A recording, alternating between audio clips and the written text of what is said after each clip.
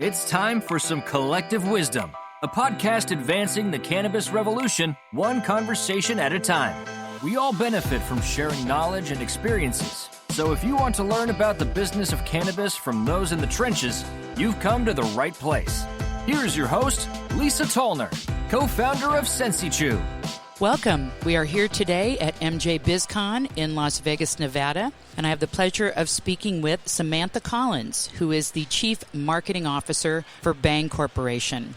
She is an award-winning brand marketer and has held leadership positions at Treasury Wine Estates, which is responsible for 19 Crimes wine labels. So if you're a wine lover, you probably are familiar with those.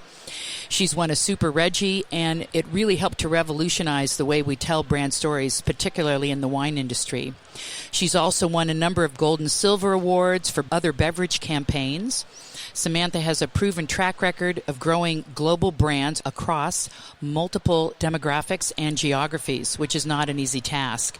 She is responsible for Bhang's global brand strategy, positioning, innovations, and expansion. And if you don't know Bhang, you probably should. Bhang is a global cannabis house of brands with an extensive portfolio of cannabis and hemp-derived products, including chocolates, pre-rolls, vapes, gums, beverages, gummies, mouth sprays, and more. Bhang is having their 9-year operating history, over 100 products, over 1,000 stores. Think about that, selling across the globe. And in 2018, sold $30 million through licenses and Bhang's own distribution network. So Samantha, welcome to Collective Wisdom. Thank you. It's great to be here. So I want to dive right in. Bhang is a powerhouse and really a legend in the cannabis industry. And I remember when I first got involved back in 2012, they were really the first professional edible on the market, and they were an inspiration to many of us. So I really think they set the bar. Tell us a little bit about what it means to be having a 10th anniversary. Well, thank you. Yeah, it's really exciting for us because, like you said, we were one of the first. And Scott Van Rixel, who is our founder, was probably one of the pioneers of really applying consumer packaged good discipline to the cannabis industry. And beyond that, he's a master of flavor. So the thing was the products looked good, but they also tasted phenomenal. So we're super excited to be coming up on the 10th anniversary. We've expanded a lot and changed a lot in this decade that we've been operating.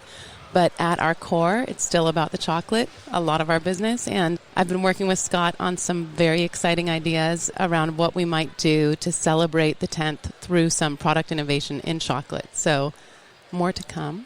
But exciting. I'll leave it there for now. Sounds good. Explain to us a little bit about your background and the move from wine to cannabis. There are some great similarities because you think of fine wine and all of its various characteristics, and that often is a very similar language to how people talk about cannabis. And just curious how that spoke to you in terms of being a brand marketer and obviously very dedicated to your craft. What did that mean to you coming from one to the other, or was it just such a natural? You know, it was relatively natural because I grew up in Northern California, and cannabis was always a part of our communities and a part of just the culture of where I grew up. So it wasn't something that I had any stigma or any negative feelings towards. But I had been watching the space pretty closely, just being in beverage and knowing that often the usage occasions are similar. And I was fascinated to see the up-and-coming brands that were there. So I had been at Treasury for about 7 years, I think, when I received a phone call from a recruiter for Bhang for this position. And I was excited because it was one of the brands I knew. There are only a handful of brands at that time that I could just rattle off the names of, and I knew what they made, and Bhang was one of them. And I thought, my God, that's exciting to be able to go to work for a brand that actually already has a little bit of affinity and awareness in the space and help them on their growth trajectory of where they want to go. So it's been exciting. And in any case, she called me. I was excited. Then I had the opportunity to meet with Jamie Pearson, who is our current CEO. She was then the chief operating officer.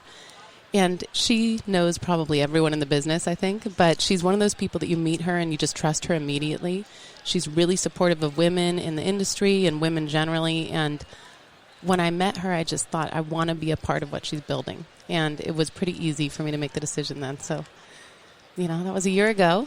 And I remember last year, my first MJ BizCon, and being just overwhelmed by how big this industry has become and how professional and how exciting. So I sealed my decision, I think, at MJ BizCon last year over a couple of cocktails and maybe a few joints. And it's been a great year. Really exciting. I've learned a ton. Oh, that's great. Besides being a woman in the industry, you're also a mom. Mm-hmm. And anytime women are involved in business and trying to grow their career, there's challenges. And not that there aren't challenges for men or dads, but I think there generally tends to be a little tougher time for moms because we want to really go after our career. We want to be the best we can be at both jobs. What kind of challenges does that pose for you? But also, what kind of advantages does that give you as a marketer? Great question. One of the things I've loved about moving over to cannabis, I think there seem to be a lot of women in leadership in the cannabis industry. Not nearly enough, but more than I saw in the wine and spirits business. And because of that, there seems to be a lot of empathy and support of other working moms. So Jamie, as my boss, has always been very much put your family first and put Bhang second, very close second, but put your family first. And so that's been wonderful, moving from the wine and spirits business where people are not necessarily as supportive. I don't think they don't want to be supportive. It's just that it's a very male-dominated industry, and I don't think there's as much empathy for what it means to balance those priorities. So that's one. Two is, as a marketer, I think that being a working mom does give you some, sense of just how women, especially working women, would want to relax and release with cannabis, how it can be helpful to them. And a lot of the innovation that we have been planning at Bhang has been more feminine-focused innovation. The Bhang brand itself isn't a particularly feminine brand. It's probably a more 50-50 with a slightly more masculine voice to it. I would agree. But we are definitely looking at launching some products that are more in the feminine space. And I think that being a mom makes me, I overuse the word empathy, but it makes me empathetic to other women and understanding, the need for release and balance that cannabis can bring. So you've been in the industry about a year, all in. From your perspective and seeing it with fresh eyes, coming from the wine industry and now into the cannabis industry, what would you say is something that really stands out as something that needs to change? Well, the easy answer is the taxes, right? I think Yes. the taxes are paralyzing. They're really forcing consumers into the black market, which is neither safe nor responsible. So that's the number one answer. And I know that's not a great marketing answer, but really it affects us all because when consumers are put in that position that they're being asked to pay a ridiculously high tax, it is a challenge. Now, that's also very California specific. Here in Nevada, it's much easier in terms of taxes. What are the taxes here in Nevada? God, I don't know off the top of my head. I just know that our COGS look a lot more friendly. Okay. Oh, good to know. Yeah, it's a good state for that. And also, I like Nevada because of the visibility aspect, particularly here in Vegas. If you think about so many people from California come here. So if you're an operator in California and you're looking to expand to one more state, this is a pretty good one. It's nearby. A lot of the tourists will recognize your brand from California. So there are a myriad of reasons to be in Nevada. And people come here from all over the world. Absolutely. The other thing that, as someone from the beverage alcohol space coming into cannabis, that is frustrating is in BevAlc, when we work with a retailer like Safeway or Kroger or whomever, we will go in with like a 6-month agenda and we'll say, what are your business goals? Here are my business goals. Let's work together. Let's build a plan together. And I have found it a huge opportunity and also a big barrier sometimes to get dispensaries to want to do that type of joint business planning. And people often default to slotting fees, which I feel like can be effective, no doubt, because visibility is super important in dispensary. But it's also a little bit lazy in the sense that it doesn't necessarily make the dispensary more money. It certainly doesn't make the brands more money. And I think that there are better ways that we could serve the consumers and serve the dispensaries if we were working in a more aligned way. So when you say that it's lazy, meaning that it's just a quick way to get on the shelf, but it's not really being backed up with any sell-through concept or strategy on the part of the dispensary coupled with the brand to really make that visibility work. Yes.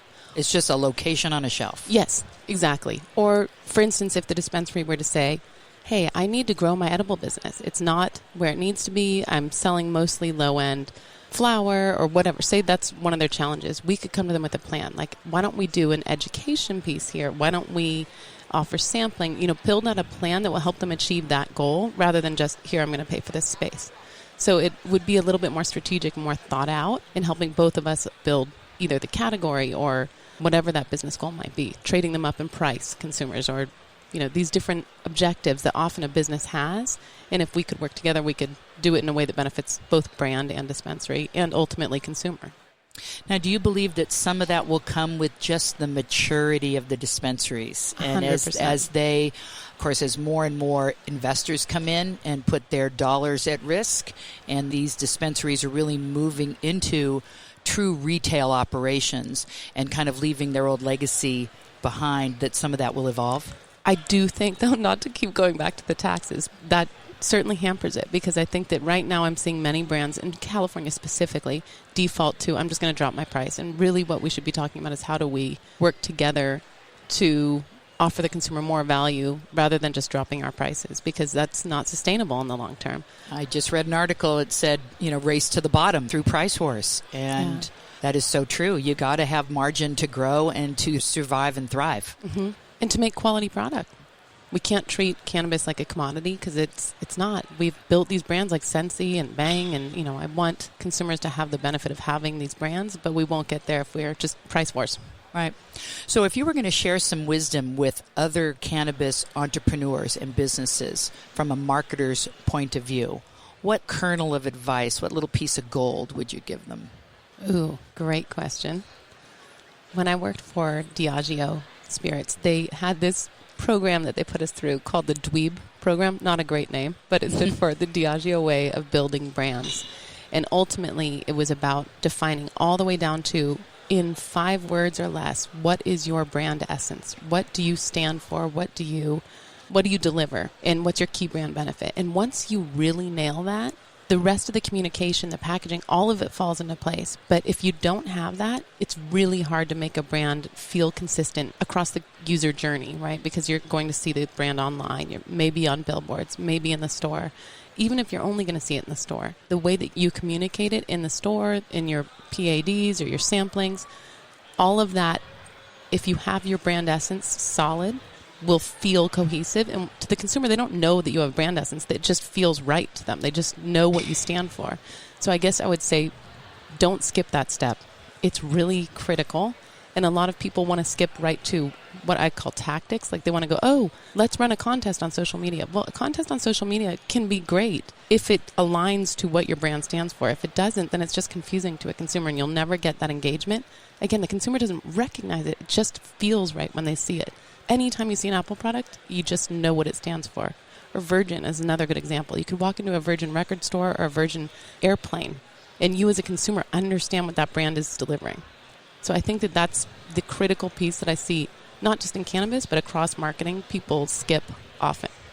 I couldn't agree with you more on that. Our backgrounds are very similar, and I had a brand marketing agency for almost 30 years, and we did a lot of brand strategy work, and that was the one thing that I used to profess consistently daily to all of my clients is come up with your brand story and then stick to it, because it informs everything you do, and in some ways, it helps keep you on track.